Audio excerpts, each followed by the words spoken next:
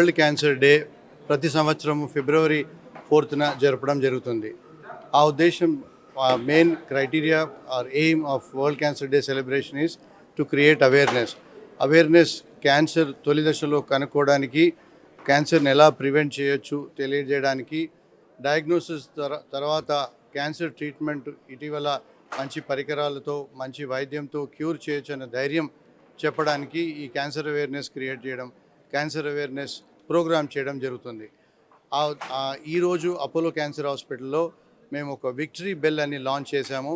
ఈ victory bell ఉద్దేశం ఏంటంటే క్యాన్సర్ ట్రీట్మెంట్ కంప్లీట్ చేసి క్యూర్ అయిపోయిన నిర్ధారణ అయిన వాళ్ళు వెళ్ళే ముందు, హాస్పిటల్కి వచ్చి వెళ్ళే ముందు ఈ బెల్ని వాళ్ళు కొట్టగలిగితే ఆ బెల్ని కొట్టించి దాని రెజనెన్స్, దాని సౌండ్ క్యాన్సర్ హాస్పిటల్ అంతా వినపడ చేయడము చేస్తే దాంట్లో ట్రీట్మెంట్ చేసే వాళ్ళకి ఒక ఇన్స్పిరేషన్ వస్తుంది. ఈ ట్రీట్మెంట్ చేసే వాళ్ళకి తెలుస్తుంది క్యాన్సర్ క్యూర్ అయిపోయిన వాళ్ళు బెల్ కొట్టారని, మేము కూడా మా ట్రీట్మెంట్ అయిన తర్వాత బెల్ కొట్టచ్చు అనే ధైర్యం చెప్పడానికి కొరకు ఈరోజు విక్టరీ బెల్ లాంచ్ చేశాం.